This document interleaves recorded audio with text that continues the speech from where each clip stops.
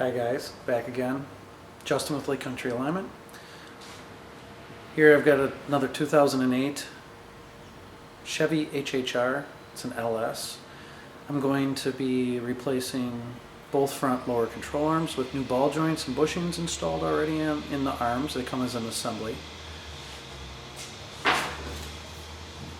These particular ones are made by Precision. They have the ball joint, the bushing, and that'll be going in on the driver's side. Also, I'll be replacing a quick strut on both the front left and front right. So I think what makes the difference here with what I'm going to show you is the real life installation. A lot of the YouTube videos that I've been watching are in nice clean shops with very low rust or no rust at all vehicles, and they've already had the parts in and out to show how easy it is. When you're taking them apart for the first time in 5 to 7 years, or from original, they don't come out as easy, especially in northern Wisconsin. We're in Oconomowoc. Anyway, we're going to start with, I've already removed the left front wheel from the driver's side, and somebody had already replaced the sway bar links, but I'm going to go and replace the lower control arms because the ball joints are loose. You can take the wheel and jiggle it, and there's some play in there. You can see the boot moving. First on the list is going to be removing the tie rod end.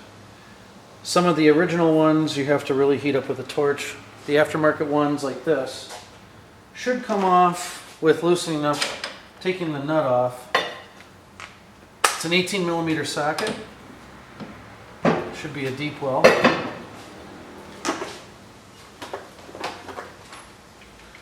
Short wells just don't work. I have readily available a deep.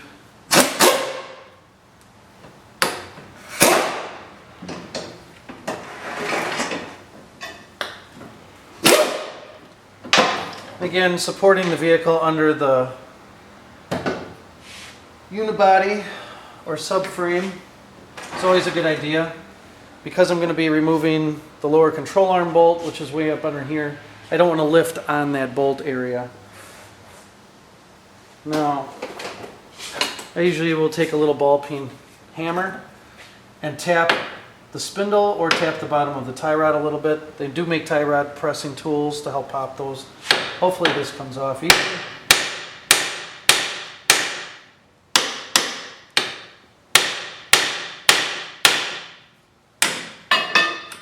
I have never seen one split or break. I know it's not the proper way. If you go and use a pickle fork through the boot to pop it up, which has been a common practice, you will damage this boot, and then you're going to have to replace that tie rod end.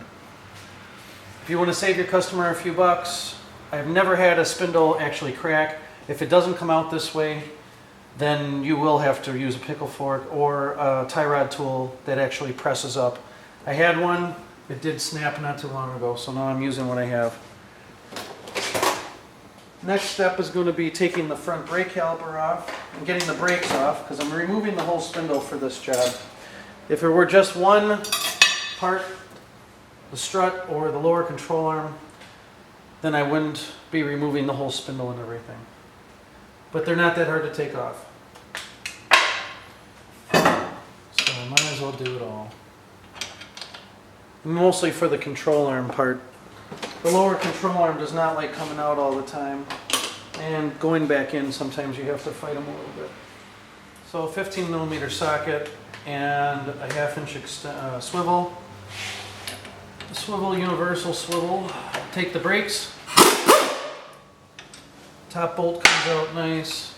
Someone's been in here already, so that makes it easier for me. And I typically will do the same for somebody else and put a little anti-seize on there. Flathead screwdriver to pry everything off as one unit if you need be. Somebody had replaced these not too long ago.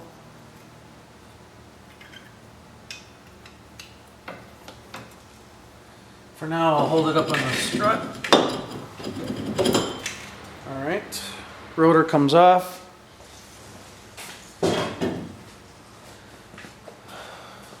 Again, use a little bit of this. Sure helps with removal of stuff. I don't have to take the bearing out, which is a good thing. I will have to remove the sway bar link. Somebody did replace it, so that should come off nice and easy. Another 18 millimeter.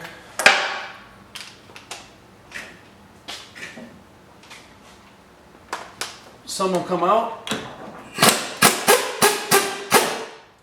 Some you have to actually hold an Allen in that center pin and use some kind of ratcheting wrench to get that off. Not super easy either. No.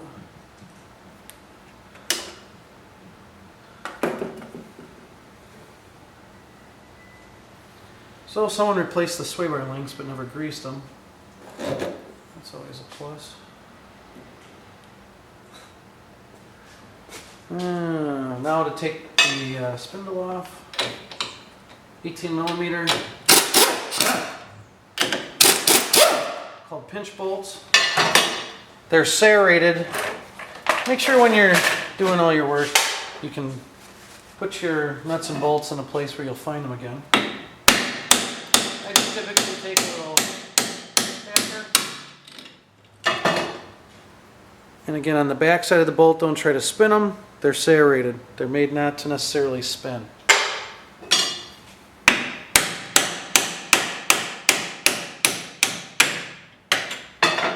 Because you lift it under the subframe, this would not be a vehicle that you would ever lift under the control arms. You want to take the pressure off of the control arm to let it hang. I do need to take the center nut off of the drive axle. And about a 30 millimeter. 30 millimeter it is.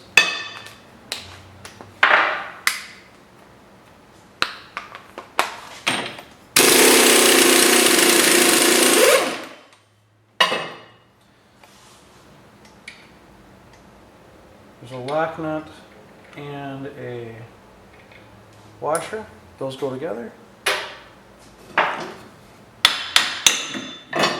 Typically a little tap on that takes the drive axle. So the spindle itself is held onto the lower control arm by this ball joint, and there's a pinch bolt underneath.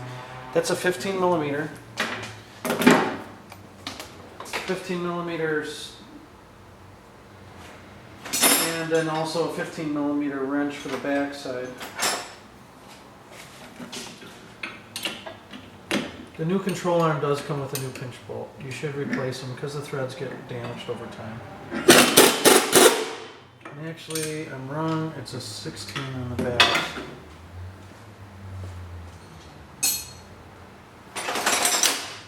I used a closed box end for the back side, and then this.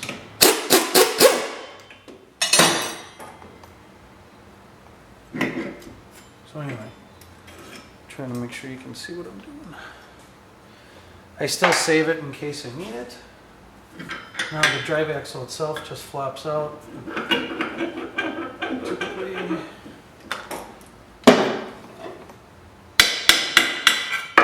not too bad. This one came out. And this is the part called the spindle. Now it's time to take the lower control arm out. There are two 15 millimeter bolts here and here. One of them usually has some kind of a sleeve on it. This one's all full of stuff.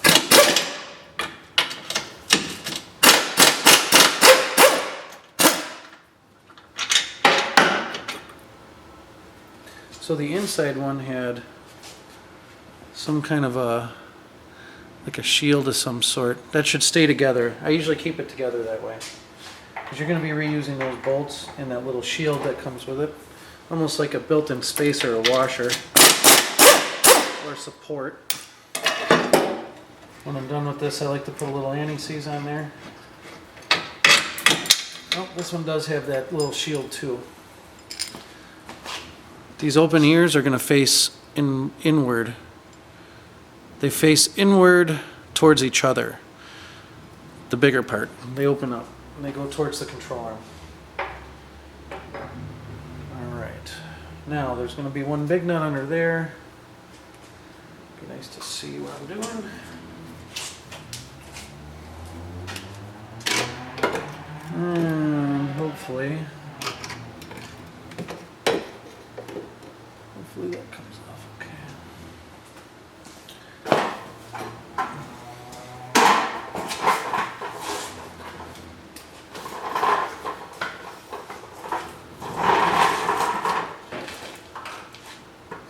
Sometimes those nuts and bolts don't come out too easy. Well, anyway, we'll give it a shot and see what it does. It's going to be a bigger size, like a 21 millimeter. And we'll go and remove that rear lower controller.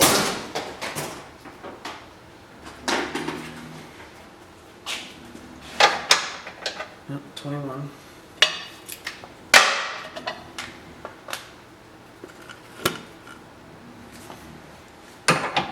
Big long bolt that goes through the middle of that control arm.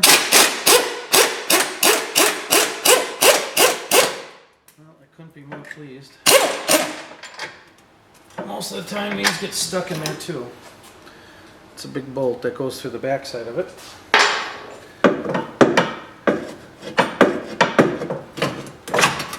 So, with a little bit of some tugging, you can get them to slide right out. Now again, the part that's actually worn out is right here in this control arm. This might actually be an aftermarket arm. It's just worn out.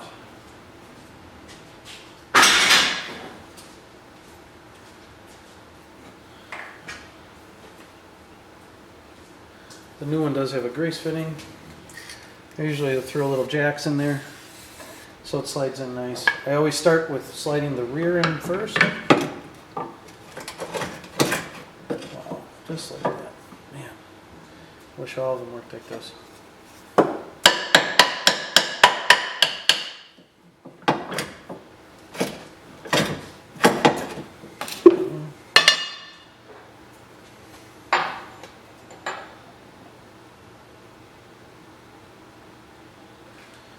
Just a little bit of anti-seize just to help it keep it from rusting up in there and seizing.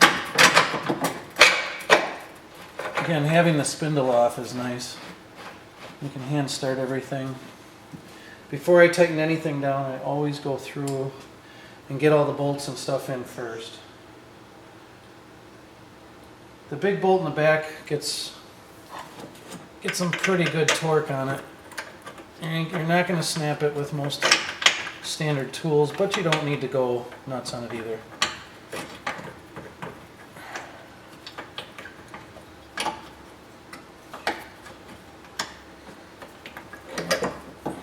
So start with putting that little sleeve over the inner part of that control arm, which mounts into the subframe. And again, I like to do things by hand here to start. Start stuff by hand. It'll save you tons of problems, and don't be in a giant hurry.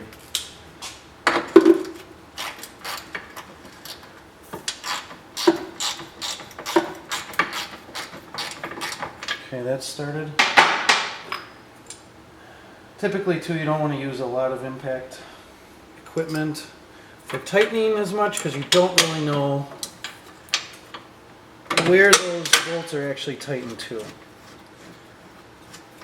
I have been doing this for almost 20 years now, so I have a pretty good feeling on where I can stop that impact on, and I haven't had any bolts snap on me.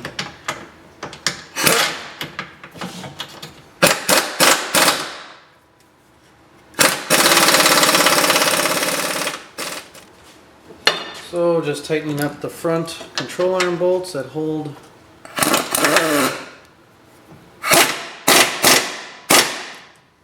couple pops with the gun and she's tight. Then those again were 15 millimeters with little sleeves over them like spacer washers to keep the strength. Now I'm going to run the back bolt in that holds that control arm in. And that's all it should take. Alright, so now I believe I'm ready to put a strut in. Okay. Replacing the upper strut. Well, I should say just replacing the quick strut on the 08 HHR. Pop the hood, and in the corner of where the driver's side is, you'll see where the strut is, and there's 3 nuts that are usually about 13 millimeters in diameter. And a 13 millimeter socket will take those out and drop the whole assembly out. So a 13 millimeter socket on a ratchet 3/8 drive usually. I usually will spray up a little bit of some penetrating oil in there.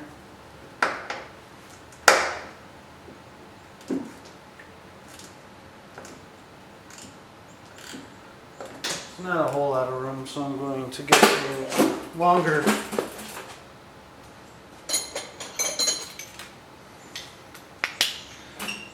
So a longer 3/8 extension, a 13mm deep socket, and a 3/8 drive ratchet. That's all you need. I would never advise to do these with an impact on. You can maybe get in there to take them off, but be careful. I always leave one nut on there so that it doesn't fall through the opening. And I have that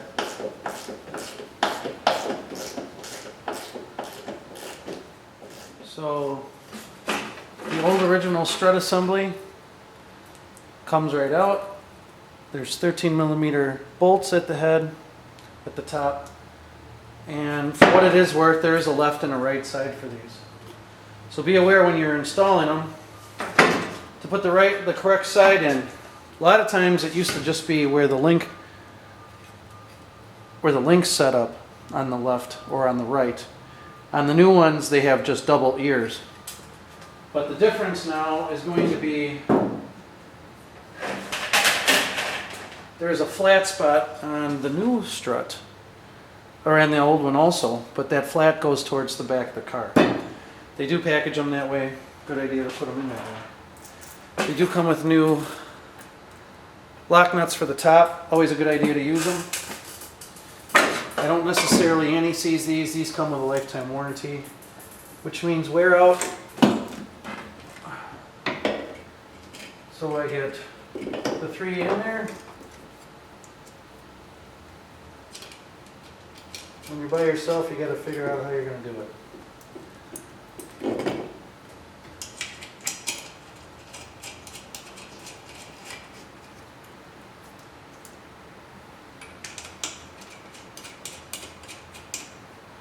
And the new one now will get tightened down.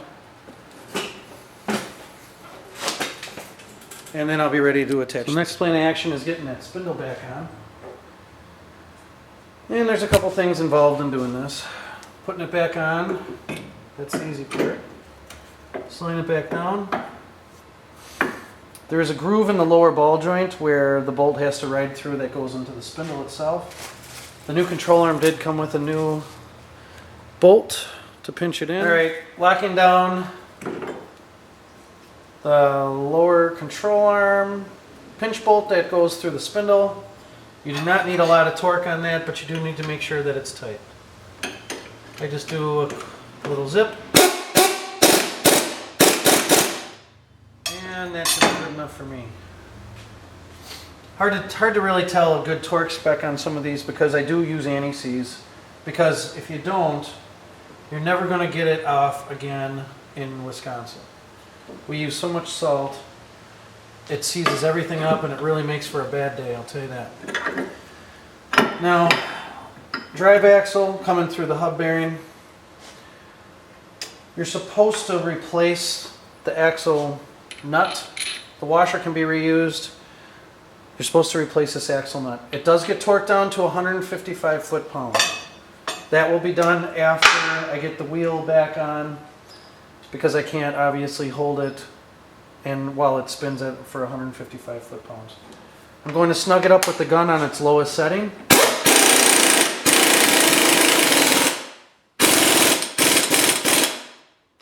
And then I will be torquing it to 155 foot-pounds after I get the wheel on and everything back together. Alright. And now get the strut in there. I throw a little seize on there. Again, bolts that can seize up are here. And you just have to wiggle it and then tap it in once you get it close. Just like that. And then you'll be putting the nut on the end and driving that thing so that it slides in to the strut housing. and you may have to just play with it a little bit to get it in there.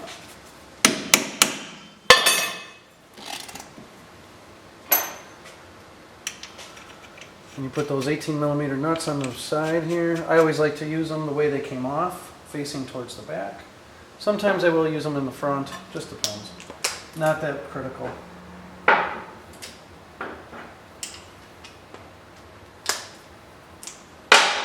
A lot of the way it goes back together is common sense in some cases.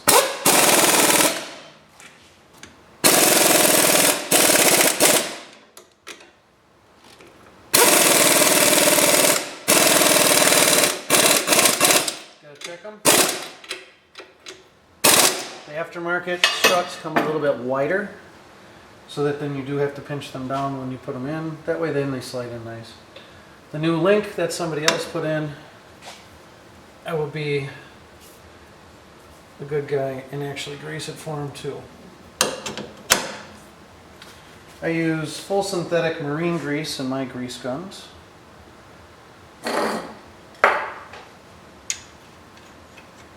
Because I see that it tends to reduce the amount of salt water that's allowed to get in there and wreck stuff.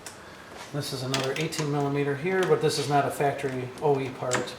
This was aftermarket. Okay. Just a couple clicks with the gun. If you don't have impacts, using an Allen and a wrench to your best ability will work fine. This car's got over 200,000 on it, and probably will go another 60,000 before it's done.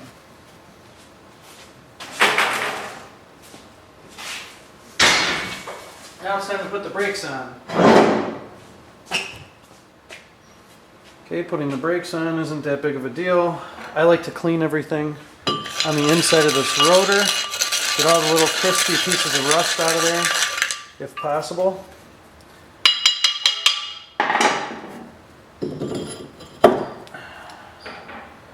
I do hold it on with a lug nut, just so I don't have to battle with trying to keep it on.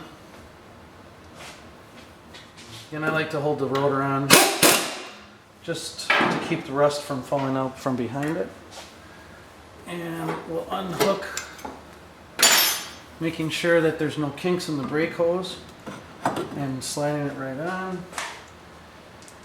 Some guys frown on this, but a little bit of anti-seize on those brake caliper bolts really keep things from rusting up or corroding. Aluminum corrodes pretty bad. Now I'm going to go to that, back to that 15mm short socket. I'm going to put these in by hand here. Try to do it by eye.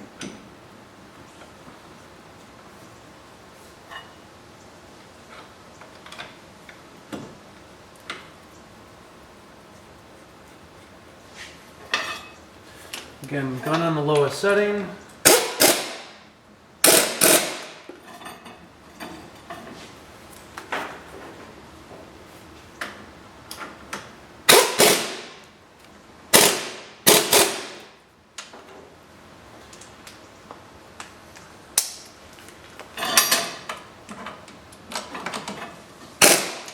Okay.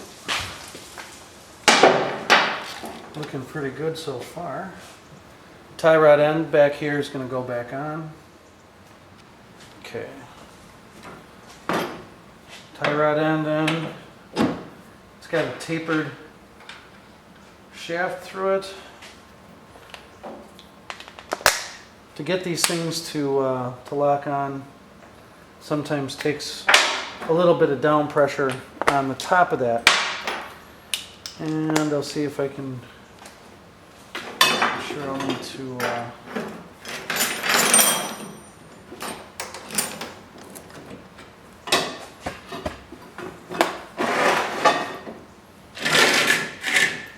give myself a little room. Get a pry bar.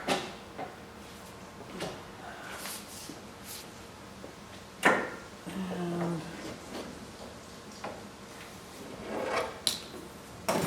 I will usually try to pry off the bottom of the strut housing. It's a solid point. That's not going to hurt anything. Just be careful. Don't wreck the CV joint or the CV boot. You don't want to open that up.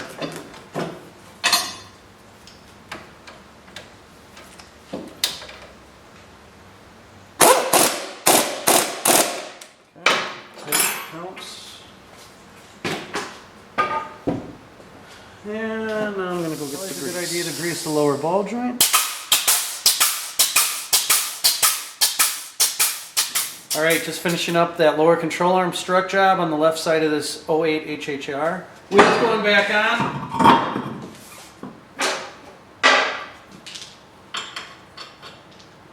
Lug nuts should be torqued to 100 foot-pounds by hand. You see a lot of people on video doing it. Nobody does it in real life. I do it in real life.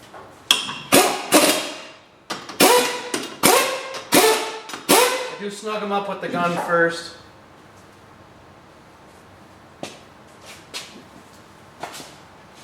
Oh boy, better not do that, eh? Alright, last part of this job is going to be hand torquing the wheels. I'm going to lower them down.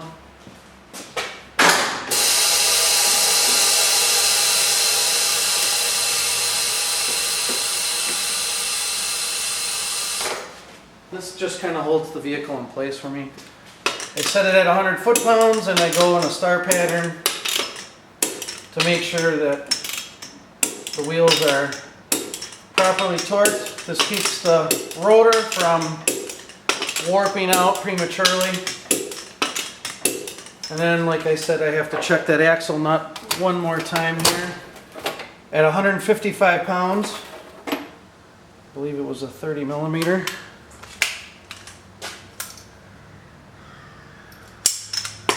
You're on the side of the road doing this, I wouldn't worry about that.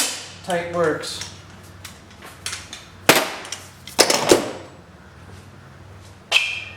Alright everybody, thank you for watching. If you have any questions, leave a comment on my YouTube. Plenty of likes, please.